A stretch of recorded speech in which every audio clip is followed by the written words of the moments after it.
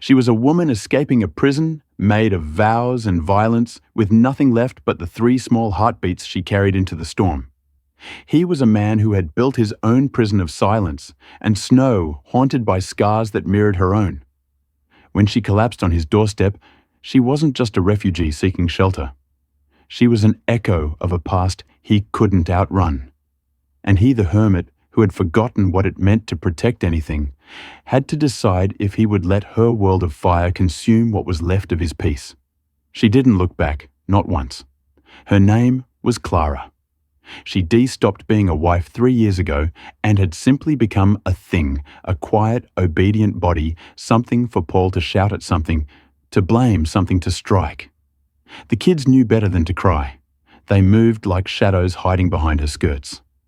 That night, when Paul stumbled in drunk and raised the poker at Jacob, she'd heard something snap inside her chest.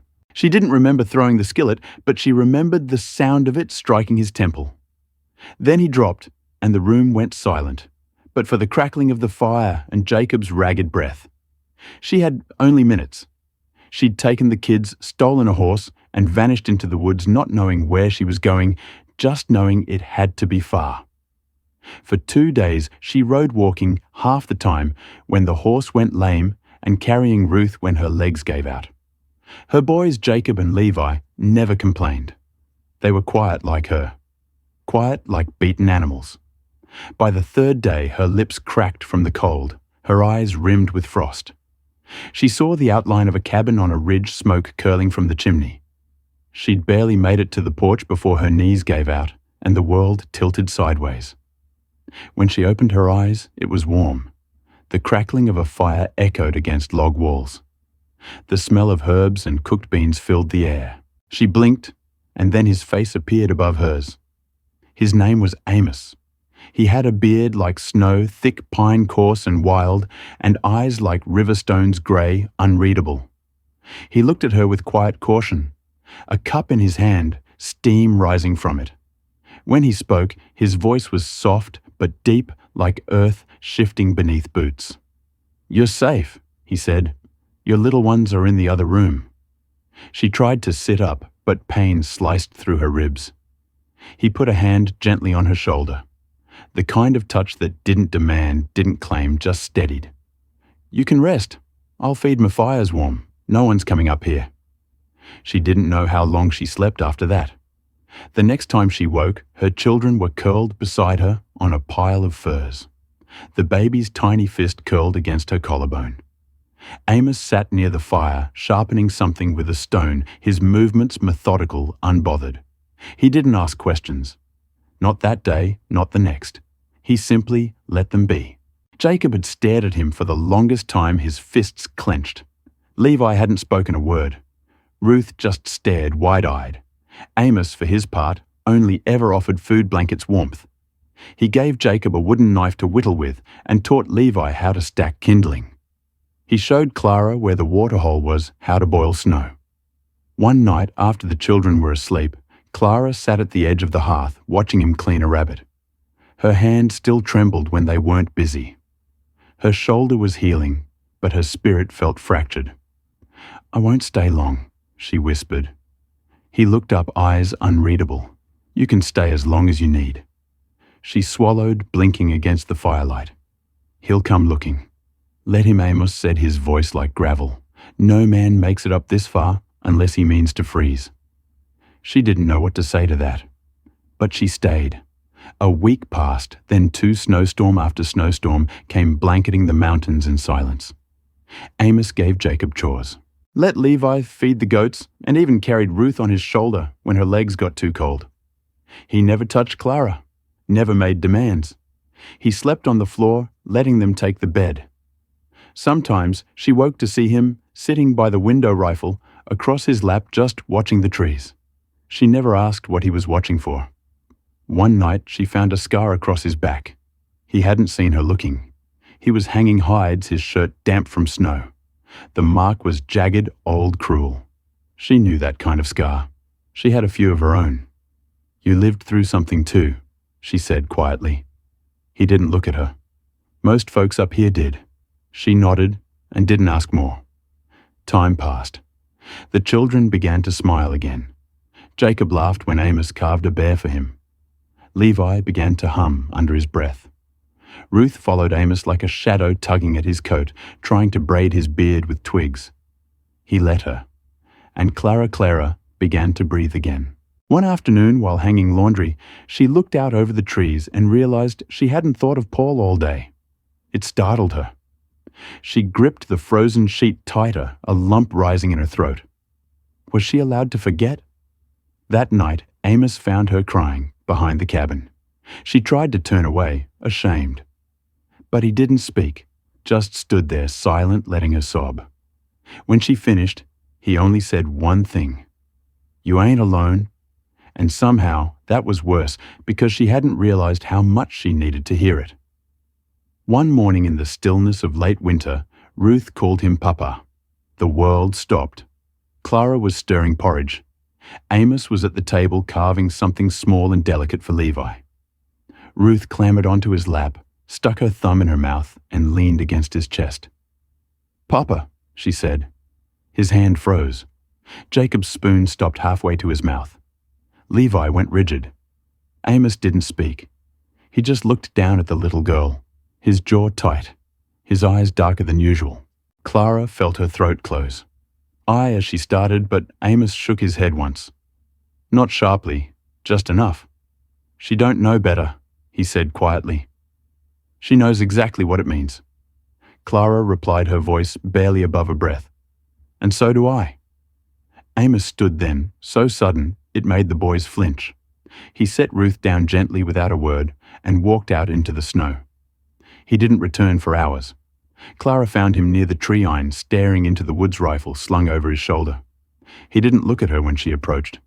"She didn't mean no harm," Clara said. "I know. She sees how you are, how kind. I ain't her father. I know that too." He turned then slowly. There was something broken in his eyes, something weathered and hollow. "I can't give you what he took," he said. "I can't undo what he did." Clara stepped forward, gripping her shawl tighter.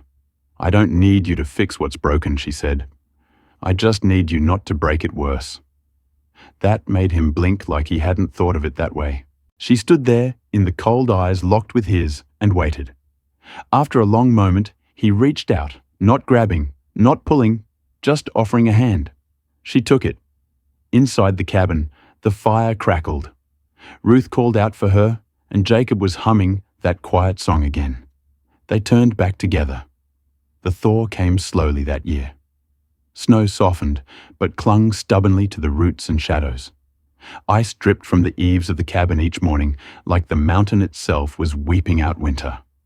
Clara often stood in the doorway with Ruth on her hip, watching it melt, watching the forest reappear tree by tree. She didn't know what it meant for them yet, but she knew it meant something. The children had begun to laugh like children should, loud, unrestrained, unafraid. Levi had built a tiny corral for a pine cone horse he claimed was named Captain. And Jacob was teaching Ruth how to tie knots with bark twine. Amos never spoke of their future, never asked about Paul, but he did things like patching shoes and reinforcing the shutters as if he expected them to stay. That quiet care settled in Clara's chest, warm and unbearable. One night she caught Amos sewing a tiny coat out of rabbit hides. Ruth's old one had worn through at the elbows. He said nothing when Clara saw him. He just folded it carefully and left it by the fire. The silence between them wasn't uncomfortable. It was protective, like words might ruin what they had. Clara had learned to understand him without speech. The way he held a breath when Jacob climbed too high, or the way his hand tightened when Ruth sneezed twice in a row. Amos loved with stillness, with patience, with action. But the silence couldn't last forever. It broke the day. A man came riding up the trail. Clara was down near the spring with Levi filling the old tin bucket when she heard hooves. They were Amos. She knew that immediately. These were too fast, too careless. She grabbed Levi's hand and ducked into the brush heart, slamming against her ribs like it was trying to tear out. From the thicket, she saw the man ride past, heading straight for the cabin. Not Paul, not yet, but someone who rode like he owned the place. She bolted uphill, dragging Levi behind her. Her mind screamed, Ruth's name, Jacob's. When she reached the clearing, Amos was already there, standing at the edge of the porch rifle, slung but not raised. His shoulders were square calm. He looked like part of the mountain itself, unshakable. The rider dismounted, tall and wiry, with a dark oilskin coat and boots crusted with mud. His beard was thin, his eyes bright and calculating. He looked around, sniffed the air like a coyote, then grinned. "Well, ain't this a cozy little outpost?" the man said. Amos didn't reply. "Got a woman and 3 kids with you now?" The man continued. "Strange company for a man who used to eat alone." Clara's breath caught. She stepped out of the trees, Levi's hand gripped tight in hers. The man turned, his grin widening. "There she is." Amos stepped slightly in front of her without speaking. "Name's Warren," the stranger said, nodding toward her.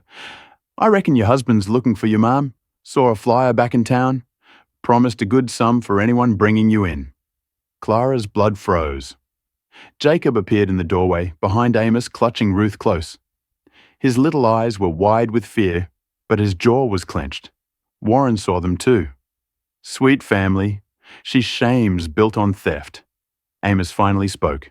"She ain't stolen." Warren laughed, hands spread. "Ain't arguing with you, friend.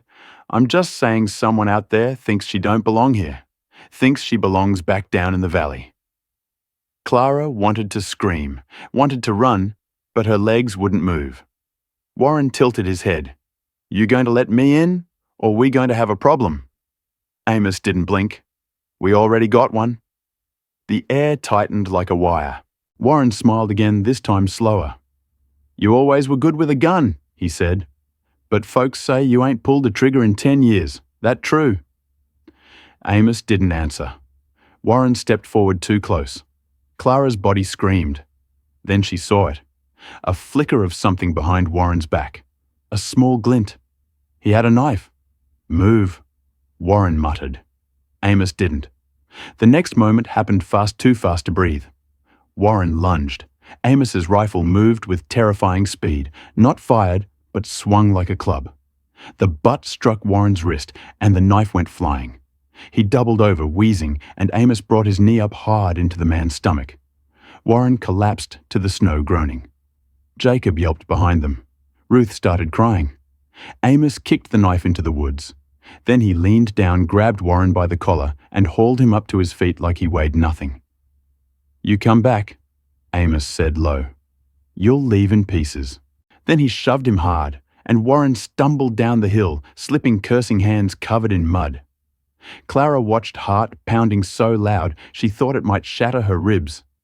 That night, Amos said nothing about it. He just sat near the fire, rubbing his hands. Clara made stew, her hands trembling the whole time. Jacob wouldn't speak. Levi clung to her skirts. Ruth wouldn't stop asking why the bad man came. Clara didn't sleep. At dawn, she found Amos out by the edge of the trees again, carving something into the snow with his boot. "Was he telling the truth?" she asked softly. Amos didn't turn. "Does it matter?" Clara swallowed. "It does if Paul comes. I know he will." Her stomach dropped. "How because I would?" She blinked at him.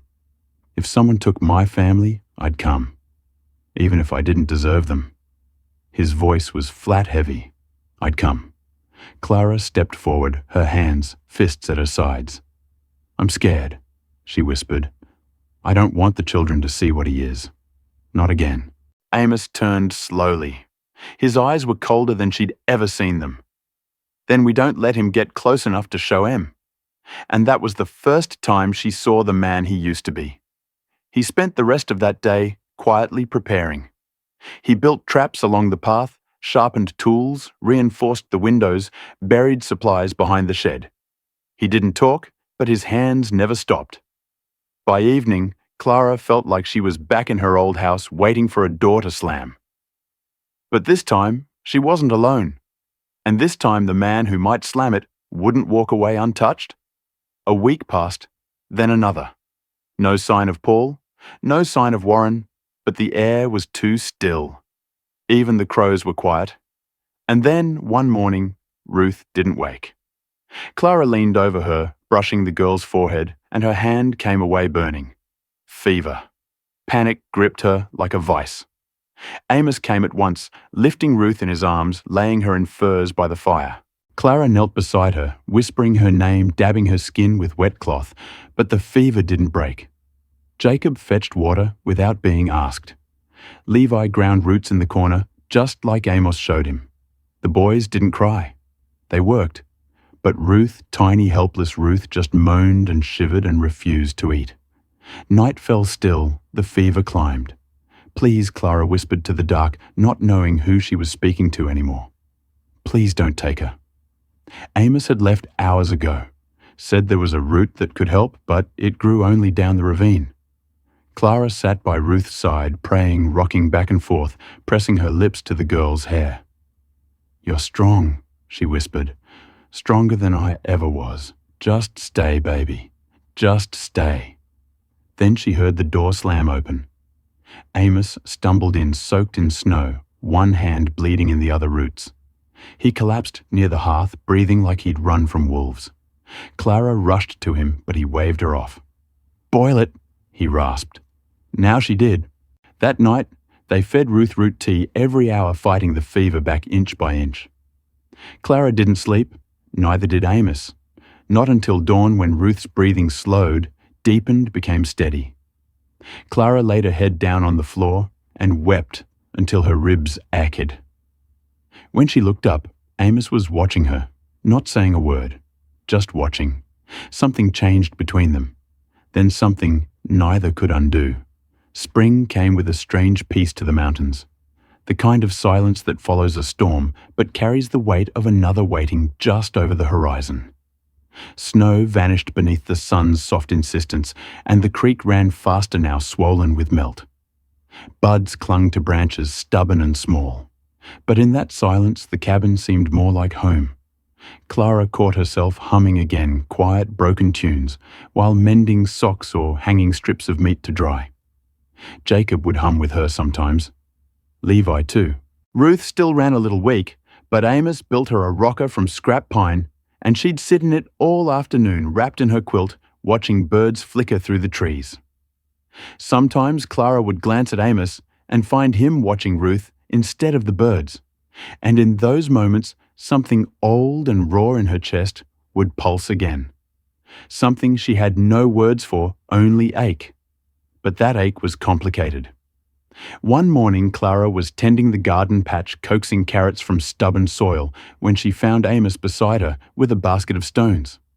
He knelt and lined them along the edge of the rows, forming neat borders. She didn't speak. Neither did he. But when she finished, she looked at what they'd done and smiled. It wasn't a grand thing, but it felt like something made together, and that meant more than she'd ever expected it could. That night, she woke to a sound. Not outside. Inside, she bolted upright, hard thudding. Across the cabin, Amos was already at the door, rifle in hand. His silhouette was rigid against the moonlight pouring through the window.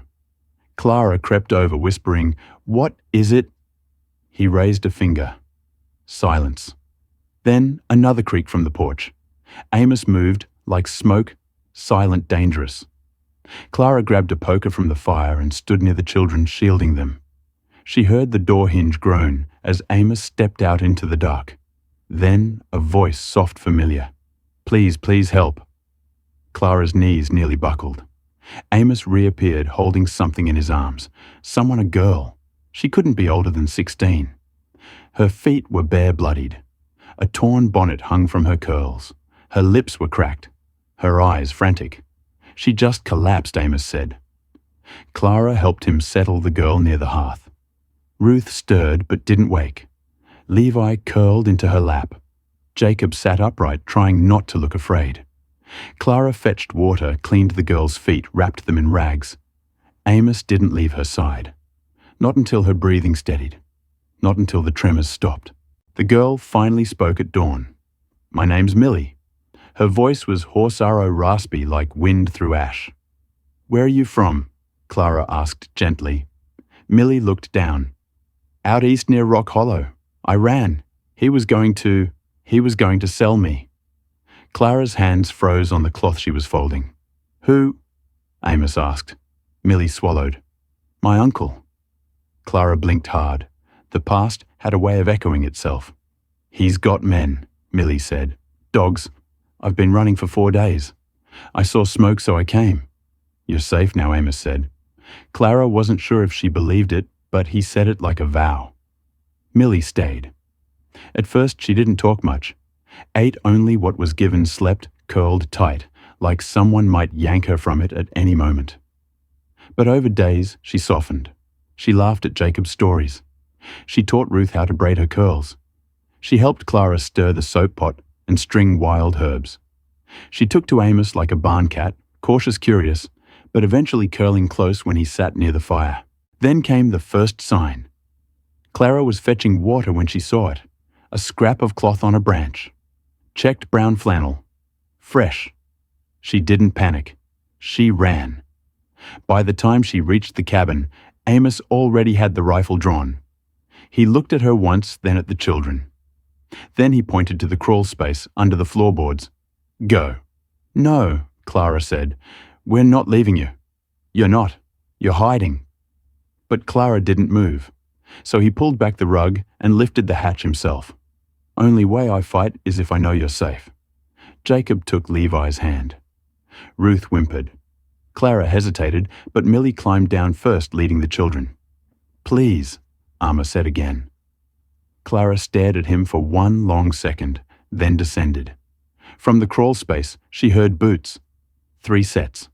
The floor creaked above low voices, then shouting. Saw her dress. Check the barn. A thud, a crash. Then Amos's voice. "Low dangerous. She ain't here." "Don't matter," someone else snarled. "We got a reward says otherwise." "You'll leave," Amos said, "or you'll die here." "Gunfire!" Clara screamed. Dust rained down on her shoulders. Ruth sobbed. Millie clamped a hand over her own mouth. Levi trembled in Jacob's arms. More shots, more silence. Then footsteps, slow, heavy. The hatch creaked open. Amos stood above them, breathing hard. There was blood on his shirt, but not his. "They're gone," he said. Clara climbed out, trembling.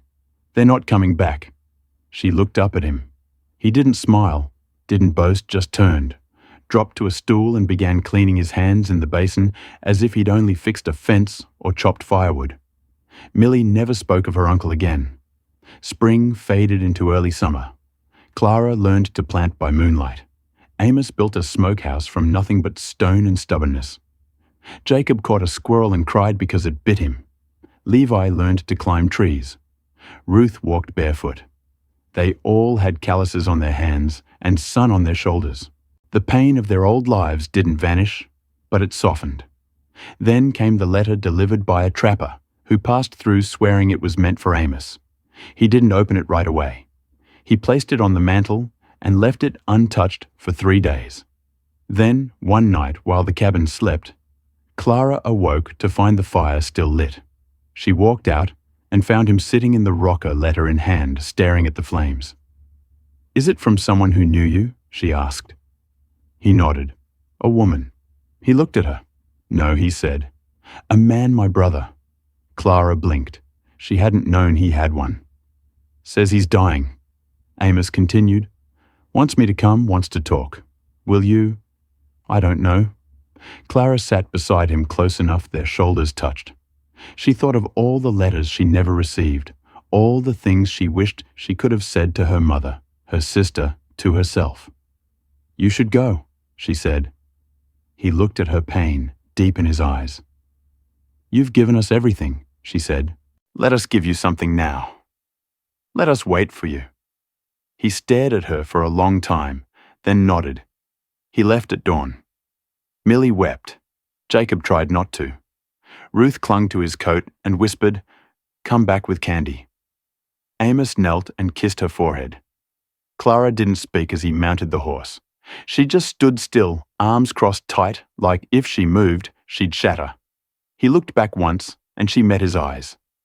Then he was gone. 3 days passed, then 4, then 5. On the 6th, The trapper returned with a message, and Clara's knees gave out when she heard it. Amos's brother had been dead for weeks before the letter was ever written. Someone had lured Amos away. Clara rose from the ground, her breath broken. They took him. She asked. The trapper nodded, eyes grave. They took him, ma'am, and they're waiting for you to come next. The forest was no longer still. It was a cage. Clara did not cry. Not when the trapper rode off without offering comfort. Not when Jacob whispered, "Mama, what do we do now?" Not even when she walked back into the cabin and saw Amos' coat still hanging on the wall where he left it, his boots muddy from the ride out, still by the door, his cup half full, still on the table where he'd sipped the last of their spring tea. She didn't cry. She became something else entirely. That night, she didn't sleep. She sat by the fire with Amos's hunting knife across her lap, sharpening it over and over. Her hands bled from how tightly she gripped the wet stone. She barely noticed. Outside, the wind hissed through the trees, carrying the sounds of spring owls, the soft patter of rain on pine, the distant groan of branches bowing in the dark. And still, she sat. At dawn, she packed a bag. Millie watched her with wide eyes. "Where are you going?" the girl asked. "To get him back, but we don't know where he is. I know enough." Clara pulled on Amos's coat still warm from the hearth. She looked older in it, fiercer. Her eyes had changed. They were no longer just tired. They were something else now, something no one would want to meet in a dark forest. Millie stepped in front of the door. "You can't leave us here." Clara stopped. Her jaw clenched. Then she turned slowly and knelt in front of her children, one by one. Ruth, Jacob, Levi. She touched their faces like she might never again. Then she looked at Millie. "You'll keep them safe." Millie nodded, voice shaking. "I will, I promise." Clara looked her dead in the eyes. "If anyone comes near this cabin, anyone you don't know, you run. Take the children and run. Understand?" "Yes, ma'am." She hugged them all once more. And then she was gone. She followed the trapper's directions until his words faded into instinct. He said the brothers' ranch was 2 days west. She didn't believe Amos ever got there. She didn't believe the man even had a brother, but she followed the trail anyway. She found his horse first, just outside a narrow ravine deep in the forest. The animal had been tied to a tree and left to starve. Clara cut the rope and wept into its mane. The horse nudged her chest like it recognized her grief. She found Amos's hat next, half buried in mud near a rusted wagon wheel covered in pine needles. Then, not far beyond, a strip of cloth torn from his shirt. She pressed it to her face, inhaling the scent of smoke and sweat and home. And then she found the blood. It led to a cave carved into the side of a rock face hidden behind a veil of overgrowth. She stood there for a long while, unsure whether her next step would find him or his body. Inside the cave, the smell hit her first. Not rot, gunpowder sweat fear. The cave was deeper than it looked. She moved carefully, stepping over bones that were not Amos's, brushing aside cobwebs, her fingers tight on the knife. A cough broke the silence. Then another. She froze. Amos. A groan. Then Clara. It was barely a whisper, but it shattered her. She ran. She found him chained to the wall, wrists torn, and bruised, his face battered nearly beyond recognition. But it was him. It was him. She fell to her knees beside him, cradling his head. "I'm here. I'm here." He coughed, his voice ragged. "Told you not to come." She laughed through her tears. "You knew I would." He tried to smile, but winced. "They're coming back." "I know," she said, pulling a small bundle from her coat. Inside were stolen keys taken from a sleeping sentry to my back. She freed him quickly, but his legs buckled when he stood. They broke something, he muttered. "I'll carry you if I have to." He looked at her, weakly amused. "You would—" She helped him out step by step. They didn't get far before the shout started. 3 men armed too close. She shoved Amos into the underbrush and pressed him down. "Don't move." She stood, The knife in her hand gleamed like silver fire. The first man rounded the trees, rifle raised. She didn't hesitate. She slashed his arm before he could aim, ducked his swing, then stabbed up into his ribs. He crumpled without a sound. The second one shouted and fired. The shot grazed her arm. She felt it burn hot and fast. She threw the knife. It missed. He came at her. She grabbed a rock and smashed it into his temple. Once, twice, a third time to be sure. She turned just in time for the third man to tackle her. They rolled through leaves and mud fists, flying. He was stronger, bigger. But she was more desperate. She bit his shoulder, broke free, grabbed the knife from the dirt. He lunged. She drove it through his thigh. He screamed. She didn't stop. By the time she rose shaking and blood-slicked. All three were down. She staggered back to Amos. He was crying. "I thought I'd lost you," he whispered. "You did," she said, "but I came back." They moved slow, hand in hand, back through the trees. It took them 2 days to reach the cabin again. When Millie saw them, she screamed. Jacob ran into Clara's arms. Ruth clung to Amos like ivy on bark. Levi just stared, then whispered, "You came back." Clara knelt and held all of them at once. Millie cooked that night, shaking the whole time. Clara sat beside Amos, wrapping his ribs. She cleaned her wounds without flinching. Neither of them spoke of what happened in the forest. They didn't have to. Later, when the children were asleep, Amos pulled Clara outside. The stars were clear. The mountain air was sharp. He held her hand. "I ain't much of a man anymore," he said, "but if I've still got breath in me, I want to give the rest of it to you."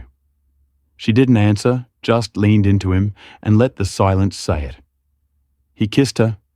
It was quiet, not urgent, not fiery, just real. Clara knew then she had been beaten, abandoned, hunted, and haunted. But here in this wild place in the arms of a man who chose her, not because he needed to, but because he wanted to, she'd finally been claimed by something softer than survival. She had love, and love finally had her. The spring snow thawed slow that year. Patches of green pushed through the frost, like hope peeking through sorrow, stubborn and quiet. The mountains had seen worse winters, but inside the little cabin tucked beneath the pines, every new bird song, every warm breeze, every fresh bloom in the mossy soil felt like a miracle. Amos was healing slowly. His ribs had knit under Clara Ara's careful hands. The bruises faded, though the scars along his back, left by chains and boots and fists, wouldn't ever leave him. He didn't ask Clara what she'd done in that cave. Didn't ask about the bodies left behind. Some things weren't meant to be spoken aloud. They understood that about each other now. Clara had changed too. She didn't flinch when the wind knocked a shutter loose or when wolves howled too close. She walked straighter, spoke slower. There was steel in her now, but also a strange tenderness like fire that warms without burning. Her children saw it. Amos did too. But peace never held long in places like this. Not in the mountains, not with the past trailing behind like a hound on blood. It began with a man on a red mule. He came riding up the ridge path one cloudy morning, saddled, dusty hat-tipped low coat too fine for mountain life. Amos saw him first from the hill behind the barn, where he'd been chopping wood.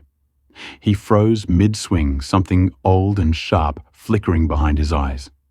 He went inside quietly and told Clara to bring the children to the root cellar. "Don't argue," he said, and she didn't. She'd seen that look before on him and on herself. They watched from the dark as the man dismounted, knocked, waited. When no one answered, he walked around the porch, slow, peering through windows. He whistled low, quite a place for a woman to hide. Amma stepped out, then rifle resting against his hip. He didn't raise it yet. The man smiled. "Didn't come for a fight." "Then say your piece," Amma said. His voice was quiet, but it carried like thunder on the wind. The man tipped his hat back. "Name S. Doyle." "I'm looking for Clara Madden." No one moved. Doyle glanced at the barn, the coop, the smoke from the chimney. "Her husband's got business with her. Wants her home." Amos didn't blink. "She's not going anywhere."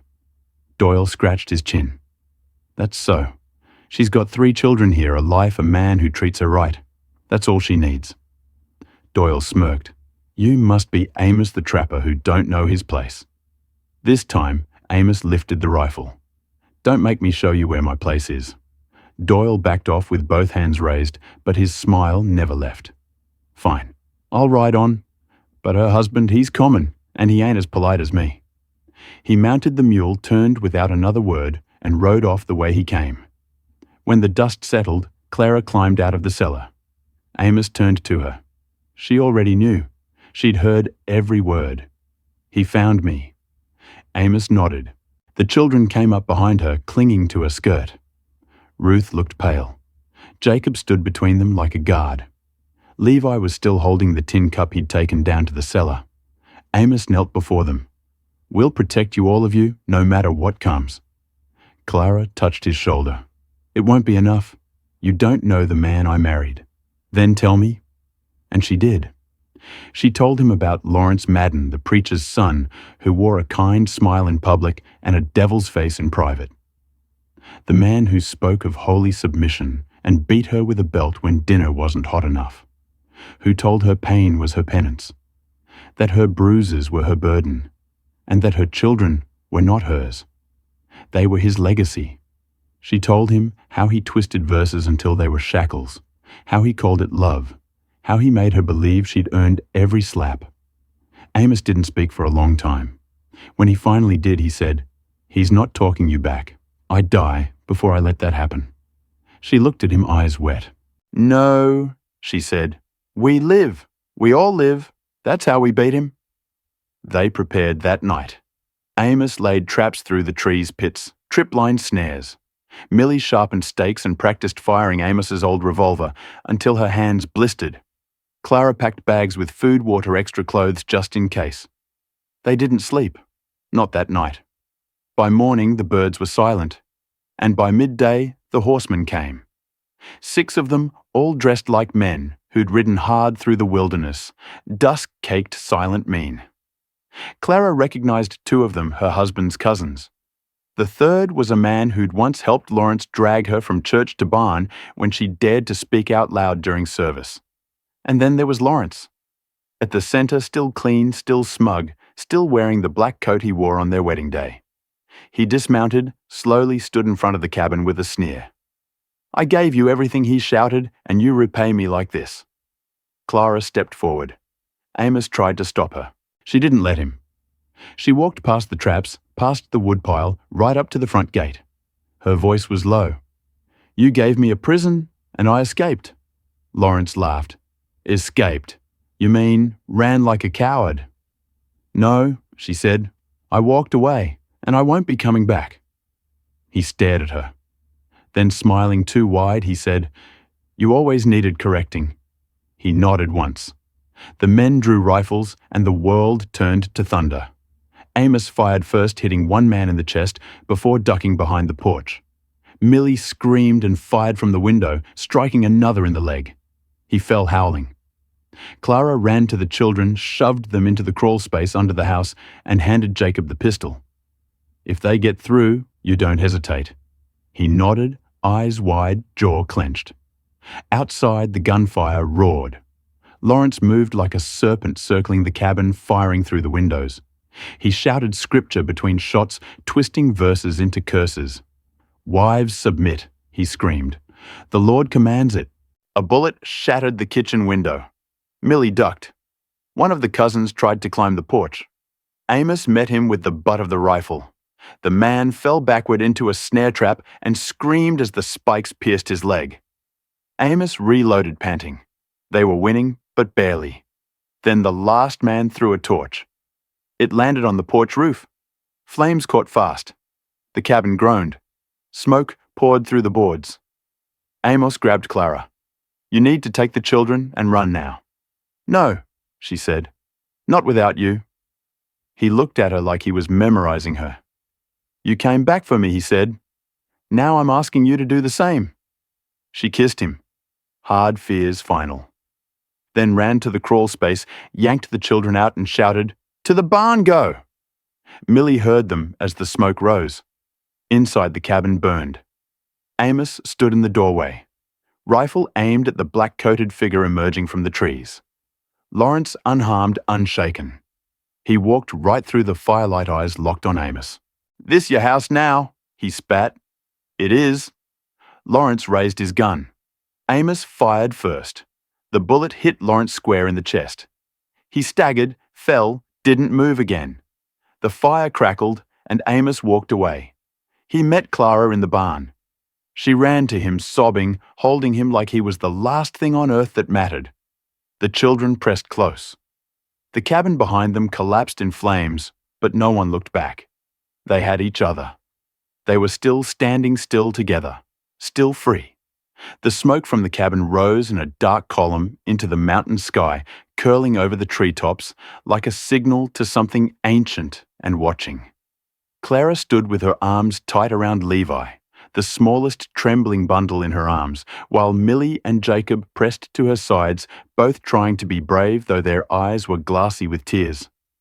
Behind them, Amos dropped to one knee in the mud and dirt and ash, his lungs heaving, rifle slack in his hand, shoulders strewn with soot and blood. No one spoke. The barn was the only shelter left now, and barely that. A structure built for hay and hides, not for people to rest their heads in, but it was all they had. Clara walked inside without a word, the children following. Amos stayed kneeling by the ruin of their home, listening to the flames die slow into crackles and hiss, his ears ringing with every shot that had just saved their lives. By nightfall, the forest was quiet again. The animals returned, first squirrels, skittering through the blackened roots, owls hooting from above. The sky held no stars, just a low, heavy mist that made everything feel closer, smaller. The fire had died, but the danger hadn't. They couldn't stay. Even with Lawrence dead, the mountain was no longer hidden. Word would spread. Blood always brought more blood. His cousins may have fled or fallen, but others could come.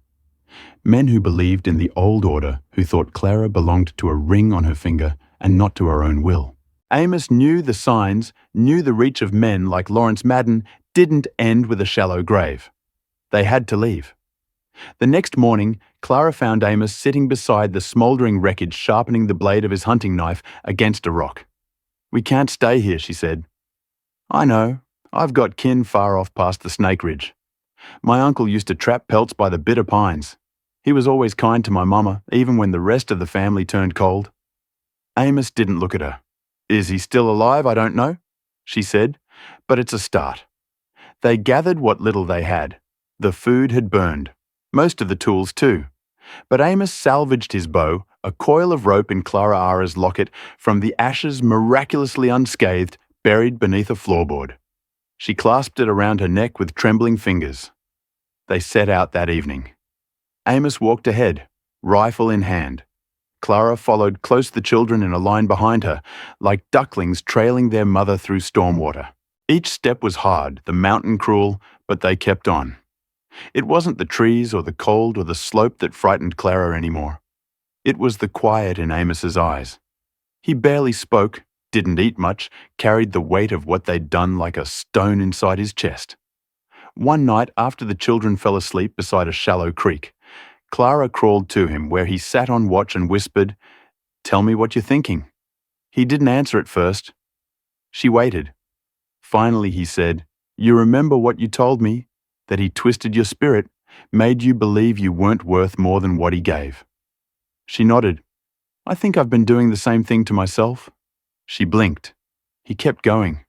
"I never thought I deserved to be loved. Not after the things I did in the war, the things I let happen after. I came to these mountains to disappear, but you found me. Your kids, they found me too." He looked at her for the first time in days. "And I think I want to live again." She reached for his hand, held it. "I want that too." They didn't speak again that night. They didn't need to, but peace was always borrowed. 2 days later, Jacob stopped dead in the path. "There's something ahead," he said. Amos froze. They crouched behind a ledge of mossy stone and peered down. Riders, 3 of them, not from town, not lawmen either. These men had the look of bounty chasers, rough leather, heavy gun's eyes always scanning. One carried a yellowed piece of paper, held it up in the sunlight like it had guyed him to gold. Clara's breath caught. She knew. Lawrence put a price on my return. She whispered before he came himself. That paper's got my name on it. Amos looked back at her. Then we go around. But the ridge curved too tight. The path narrowed to a drop on one side and thick ravine brush on the other. No way through without being seen. Jacob whispered, "We can fight." Amos shook his head. "We don't fight unless we have to, not with the kids here." They backed away quietly, but one of the horses snorted. Then a voice shouted, "Hey!" The chase began fast. Amos shouted for them to run. Clara grabbed Millie and Levi. Jacob took the rear. They fled through the pines over fallen logs, down steep slopes slick with moss and shale. A shot rang out. A tree splintered near Levi's head. Another shot. Amos fired back blindly. One rider felt his horse veering off and crashing into a stump. Two still chased. Clara tripped, caught herself, shoved Millie forward. They ran until the ground gave way. The trail turned to cliff. Below, a river thrashed swollen with snowmelt. Clara turned behind them. Gunmen closing in. No way left but down. Amos grabbed a branch. "Hold tight to me." He leapt, first vanished into the foam. Clara wrapped her arms around Millie and jumped. Jacob followed, then Levi. Cold crushed them like fists. The current dragged them through ice and broken limbs. They tumbled and twisted, choking, gasping, grasping for each other in the dark water. Then shore. Clara clawed her way onto it, pulling Millie with her. Amos dragged Levi up by the collar. Jacob stumbled onto the rocks, coughing blood and river. They were soaked, bruised, shivering, but alive. No sign of the riders. They lay there panting, the roar of the water deafening.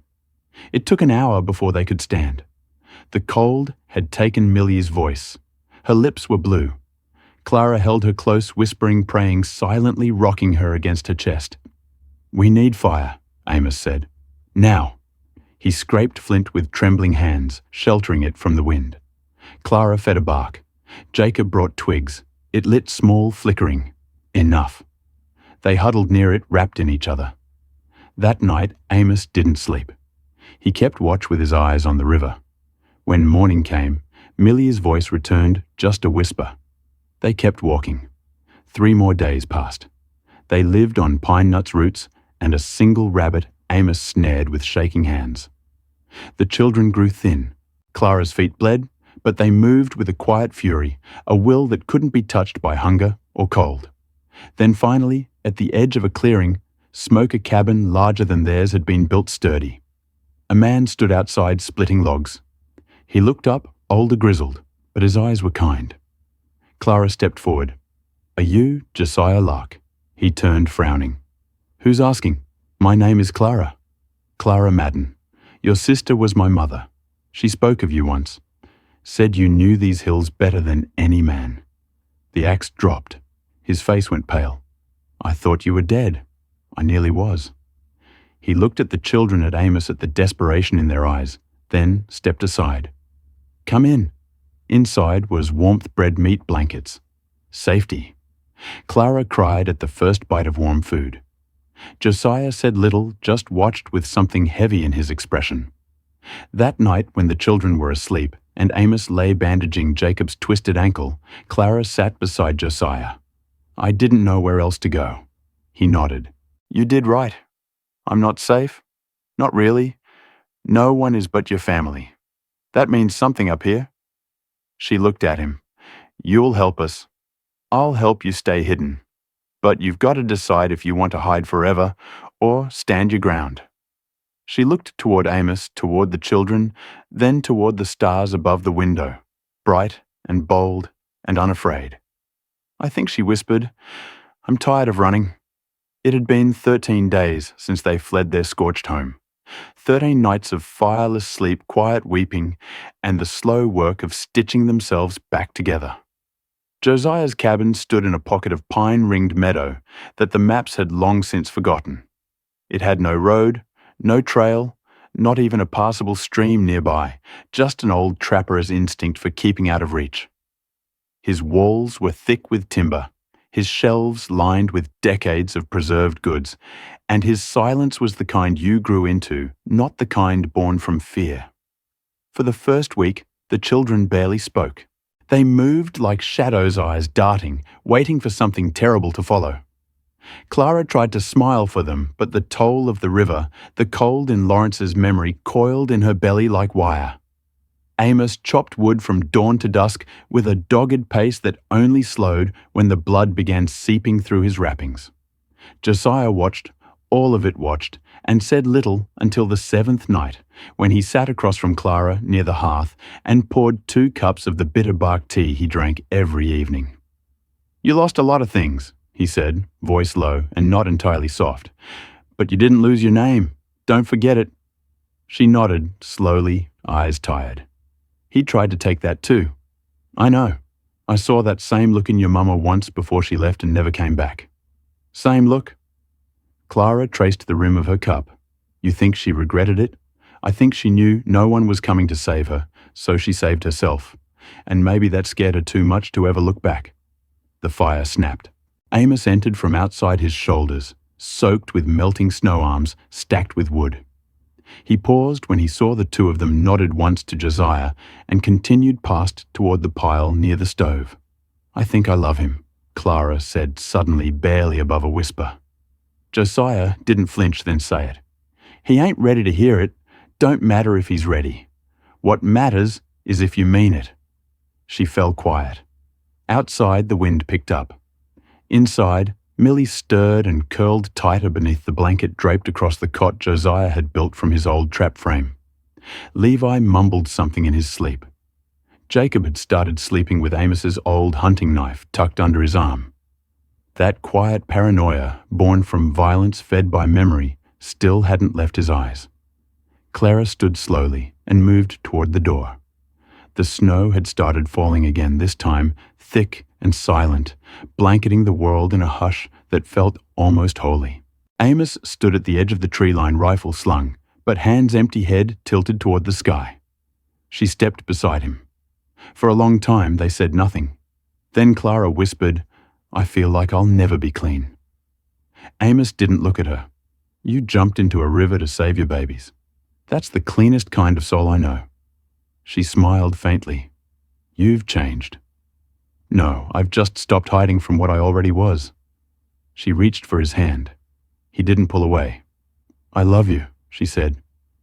Amos turned, and for the first time since the cabin burned, something in him broke open.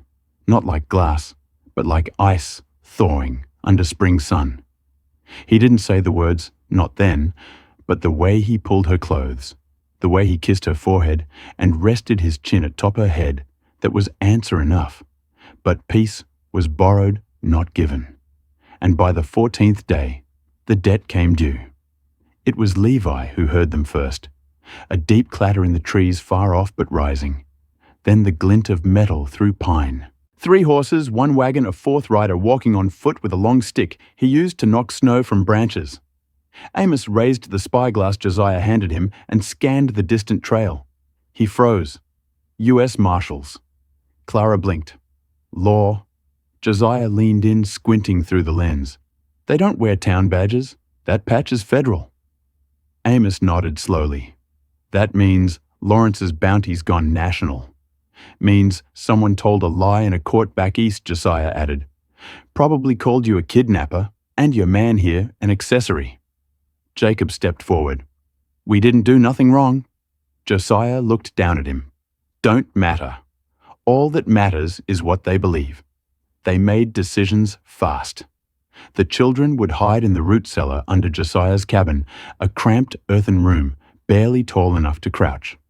Clara and Amos would stay above Face's calm story rehearsed. They were distant cousins from Arkansas passing through to see Josiah before heading west. When the knock came, Amos opened the door slow. 4 men stood outside, badges glinting. One wore a long grey duster and a tin star scarred down the middle. "I'm Marshal Reuben Todd," he said. "We're looking for a woman by the name of Clara Madden." Went missing from a homestead near Clayton Ridge. Her husband filed a grievance. Says she was taken against her will by a man named Amos Finch. Amos kept his eyes level. Ain't heard of either. Todd's eyes flicked past him. Clara stepped forward. Her voice didn't shake. I'm Clara Lark Josiah's niece. I've been here 6 weeks now. My husband died 5 years ago. Dear Theria. Todd looked her over, frowning. You sure about that, ma'am, positive? Josiah leaned in from the hearth. She ain't left my cabin since winter fell. What's this about? Todd studied them, then held up a poster. The drawing was crude. The face only half right, but the name was clear. Clara Madden wanted for questioning. Reward, $500. Dead or alive. Clara stepped closer. That's not me. Todd nodded once, slowly.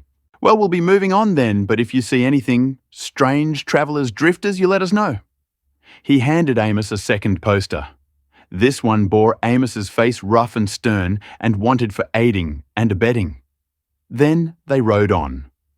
When the dust had settled and the riders vanished into the trees, Clara Ara sank into a chair, shaking. They're going to keep coming, she whispered. Amos didn't answer. He only folded the poster and tucked it into the fire. Josiah spoke first. You can't stay here. I know. There's a rail line west of the Blacktooth Pass. He said it's old, abandoned mostly, but it runs straight through the canyon and into Wyoming territory. There's a train leaves once a month with mining supplies. If you get on it, you'll be ghosts. Clara blinked. What about the children? They go too. You all go together. It's your only chance. They left that night. Josiah gave them his mule, his spare boots, 3 packs of dried meat and a compass he'd carried since his youth. The journey would take a week through frost and shadow and the broken ribs of forgotten trails. But they made it. On the 7th day, as the sun broke over the cliffs, Clara saw the train. It was rusted half empty, but it moved. They boarded in silence. The conductor, a man with no questions, took the coin Amos handed him and nodded them to the rear. As the wheels turned and the mountain began to fade behind them, Clara held Millie close. Jacob watched the horizon. Levi curled against Amos's side. They didn't speak until the trees were gone. And even then, it was Clara who broke the silence. We're not who we were. No, Amos said, we're better. And as the train rattled toward a future still unwritten, Clara looked down at her children, at the man beside her, and realized something she hadn't dared to believe before. They had survived. They had each other. And no man, not Lawrence, not a marshal, not the past itself, could take that away again. The train kept on west, deeper into Wyoming territory, the engine wheezing its steady rhythm like a tired horse, refusing to die. Clara sat near the back, wrapped in a wool blanket, her arms around Millie, who dozed against her chest. Jacob was by the window, watching the land spool past flat white patches of snow, interrupted by sagebrush and the occasional elk. Levi leaned against Amos, still holding tight to that hunting knife, though he hadn't needed it in days. They said very little, but the quiet now wasn't fear. It was reflection, recovery, the long, aching hush of survival. Clara breathed in. For the first time since Lawrence had shattered her ribs beneath the stairs, she didn't brace herself before each breath. There were still bruises, still night terrors when the children cried out and flinched in their sleep, but they were on a train bound west. A train headed towards the last promise still worth chasing. Josiah had written them a letter of introduction for a friend of his old miner named Vernon, half-blind, no kin left, but with a farmstead near Riverton. He ain't warm, Josiah had warned, but he's decent. Owes me 3 favours, and don't forget his debts. Vernon had promised Clara and Amos space to stay and land to tend a place to start over. When the train hissed to a stop near Riverton's freight junction, the town was barely awake. A small station house stood, half collapsed, near the edge of a grove, its paint chipped and sign crooked. No platform, just dirt wind, and that staggering sense of beginning again. Amos carried their one bag, and Clara herded the children close as the train pulled away behind them, sending a long cloud of smoke over the plain. Vernon arrived in a wagon pulled by a mule that looked older than the barn it dragged behind. He didn't say much, just looked them all over, scratched his chin and said, "That all of you?" "Yes, sir," Clara answered. "Good, climb up." They rode in silence most of the way. Vernon's land sat 5 miles north, just past the edge of town, tucked between a frozen creek and a patch of pine that turned golden in fall. The house was small but sturdy. One room with a loft, a stove, and a porch facing west. The barn leaned but hadn't fallen. The well still worked, and Vernon, true to Josiah's word, kept his distance, but watched out for them like a quiet sentinel. By summer, the house no longer felt borrowed. The loft became the boys' room, and Vernon gave Millie an old toy horse that had belonged to his daughter before fever took her decades ago. Jacob won a ribbon for handwriting. Levi planted corn and checked it daily. Amos built a chicken coop and repaired the barn roof plank by plank. And one warm night in July, Clara woke to the sound of Amos crying. Not loud, not broken, just quiet weeping, like something had cracked open. She sat up and touched his shoulder. "What is it?" He turned, tears running into his beard. "I never thought I'd live long enough to have a family again." "You have one now?" He nodded, "But I didn't think I'd deserve it." "You do." He held her then, and she knew in that moment they had crossed through more than states. They had crossed through pain, loss, doubt, and what lay on the other side wasn't just safety, it was healing. Years passed. Clara never remarried, but she and Amos shared a life more true than any bound by law. The children grew tall, strong. Jacob became a school teacher. Levi went west to California and sent letters every month. Millie stayed close, married a kind blacksmith, and raised twin girls who adored Amos like a grandfather. Vernon died quietly one winter, and they buried him on the ridge under the tree where he used to smoke his pipe. Clara carved the stone herself. It read, "He kept his word." By the time Clara was grey, the scars on her ribs had faded into faint lines. She would sometimes find herself touching them at night, not out of fear, but as a reminder of where she'd been, of how far she'd come. And in her final years, whenever someone asked where she was from, she'd answer not with a town or state, but a story. A cabin in Missouri. We ran, we lost everything, and then we found each other. She died in her sleep on a spring morning with Amos beside her, the windows open and the smell of bluebells drifting through the room. Her children carried her story on. Of a woman who jumped into a river with 3 children clinging to her and built a new world from ashes and frost. Of a man who had nearly lost himself until he saw courage in a mother's eyes.